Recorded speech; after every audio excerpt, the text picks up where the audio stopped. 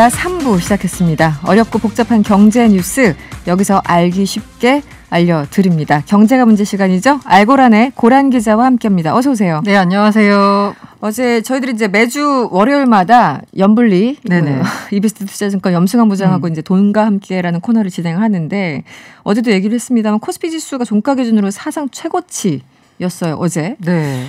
그런데 오늘은 푹 떨어졌네요.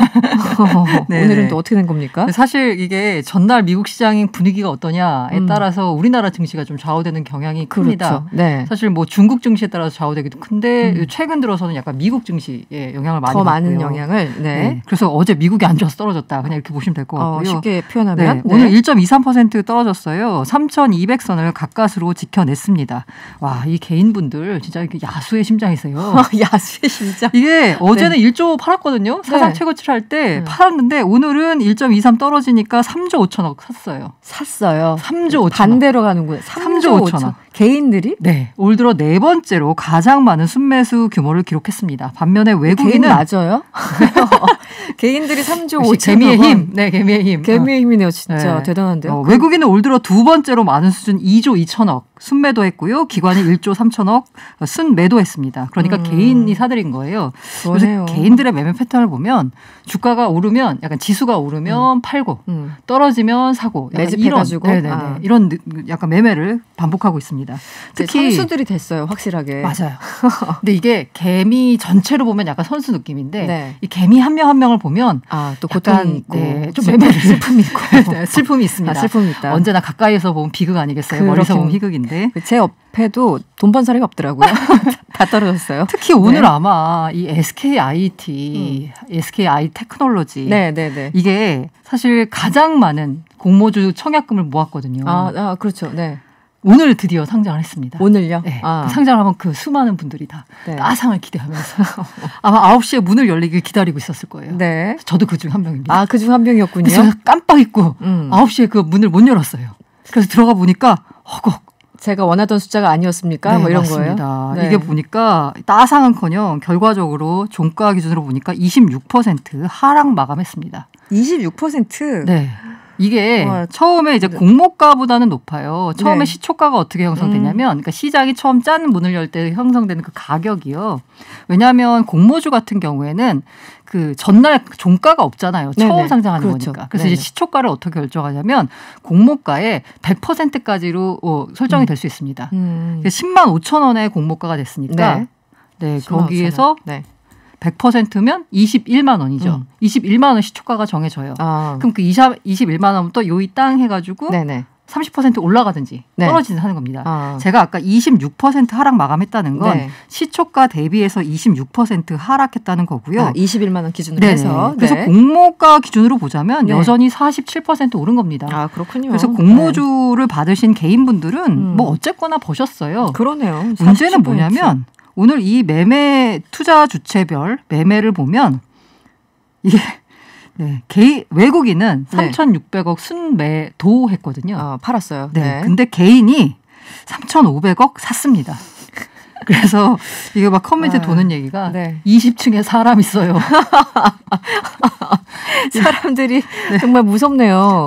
기세들이. 빨리 구조 좀 와라라는 하고 있는 건데 어쨌든 간에 지금 애초에 따상 가면 이게 시가총액이 20조거든요. 그런데 이게 모 회사가 원래 어디서 떨어져 나왔냐면 SK 이노베이션에서 떨어져 나왔어요.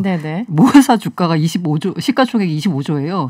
너무하잖아요. 그러네요. 그래서 이거에 따상 갈까 말까 했는데 분위기 좋으면 갈 거다라고 했거든요. 워낙 청약 열기가 뜨거워서. 그러니까요. 처음에. 근데 이것도 이제 상장할 때도 약간 운빨이 있는데 전날 약간 미국 분위기, 그날 시장 분위기가 좋아야지 이게 국내가 다 받쳐줘야지만 따상 가는 건데. 네, 맞습니다. 근데 이제 어제 보면 제가 미국 장이 안 좋아서 국내 장이 떨어졌다라고 말씀드렸잖아요. 어제 미국 장이 그나마 다우는 괜찮아.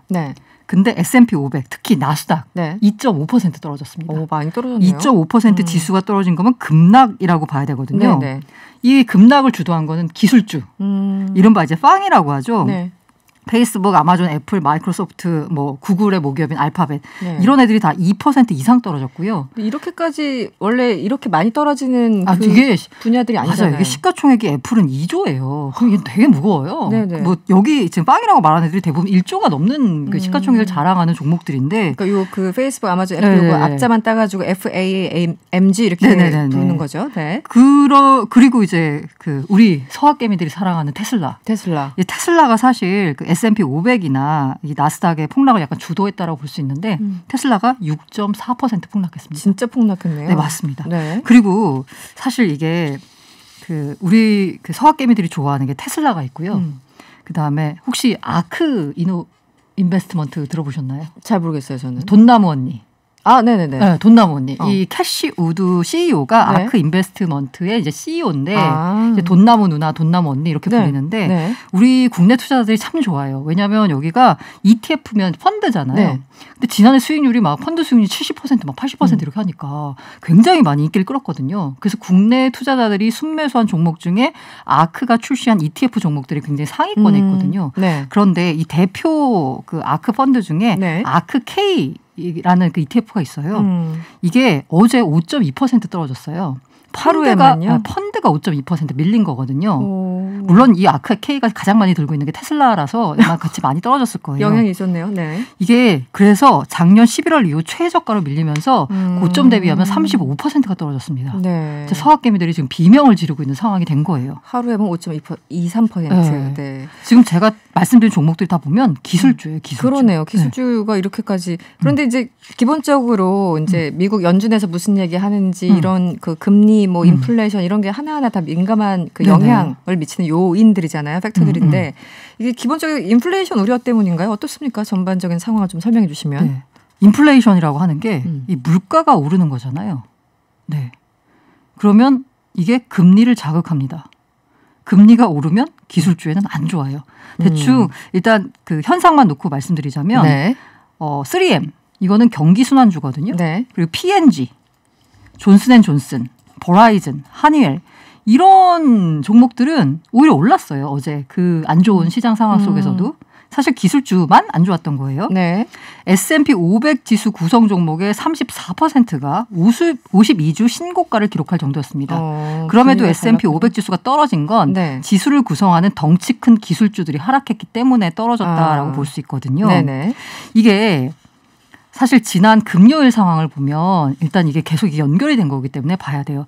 이 금요일에 그 고용 지표가 나왔어요. 비농업 부문 신규 일자리 이게 이제 대표적인 지표거든요. 미국 얘기하시는 거죠. 금요일 날 발표를 합니다.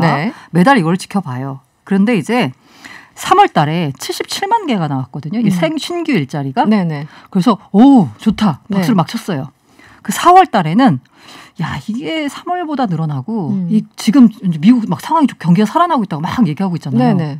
그러니까 한 100만 개쯤 되지 않겠어? 라는 얘기가 기대가 나오는 있었군요. 기대가 있었죠. 근데 뚜껑을 딱 열어보니까 뭐지? 26만 6천 개 나왔습니다. 26만 6천 개요? 네, 너무 안 좋죠. 저도 뭐 바이든 관련해서 기사 읽다 보니까 생각보다 실업률이 높아서 맞아요. 그런 기사를 본 것 같아요. 그래서 이게 이제 웃긴 게 뭐냐면 야 고용 지표가 이렇게 부진하면 사실 지난주 금요일 증시가 안 좋아야 되거든요. 미국 증시가. 근데 올랐어요. 지난 금요일 날? 다우는 사상 최고치 경신했습니다. 기술주 나스닥도 올랐어요. 왜 그러냐면 고용 지표가 안 좋네? 그러면 최근에 야 연준이 경기가 좋아지니까 금리를 올리고 테이퍼링이라고 하죠. 자산 매입 축소. 이른바 돈줄을 죄이는 속도 그 시간을 좀 앞당기는 거 아니냐라면서 조금 안 좋았거든요. 기술주들이. 왜냐하면 돈줄을 죄인다는 얘기는 이른바 유동성, 시장에 있는 유동성을 빨아들인다는 거잖아요. 풀린 이제 돈을 좀 모은다. 그러면 이 풀린 돈이 없어지면 가장 많은 타격을 받은 게 이 돈이 많이 풀리면서 올랐던 기술주가 가장 많이 타격을 받게 되거든요. 그러니까 이게 좀 걱정이 됐네라고 했는데 고용 지표가 막상 더 안 좋게 나오니까 금리 안 올리겠네? 금리 인상 없겠네? 맞아요. 기대감이 연결된 거군요. 그리고 돈줄도 안 조이겠네? 라고 생각을 했던 거예요. 경제가 안 좋으니까 걱정할 필요 없네 뭐 이런 거예요. 역으로. 근데 금요일이 지나고 나서 주말을 지나면서 월요일에 생각이 좀 바뀌었습니다. 시장의 생각이 바뀐 거예요. 어떻게요? 이게 고용 지표가 제가 26만 6천 개라고 했잖아요. 생각보다 저조했다. 이걸 두고서 이제 민주공화 양쪽에서 막 이렇게 토론이 벌어졌어요. 지금 저도 이런 경우는 처음 보는데 보통 자, 일자리가 사라졌다라고 하면 일자리가 줄었다. 신규 일자리가 많이 늘지 않았다라고 보면 이 고용주와 네. 그 피고용인 그 노동자의 관계에 있어서 고용인이 자르거나 네. 더 추가로 채용하거나 네. 라고 해서 일자리 상황이 왔다 갔다 하잖아요. 이게 보통의 경우죠. 근데 지금 26만 6천 개를 보니까 네. 이게 고용인은 기업들은 사람을 쓰고 싶은데 네. 사람들이 일자리로 돌아오지 않은 거예요. 아, 그거 뭐 코로나 때문인가요? 뭐 때문인가요? 여러 가지 해석이 있는데 네. 지금 가장 많이 얘기가 나오고 있는 건 실업수당이에요. 네, 이게 원래 실업수당을 줍니다. 네. 이거는 주 정부에서 줘요.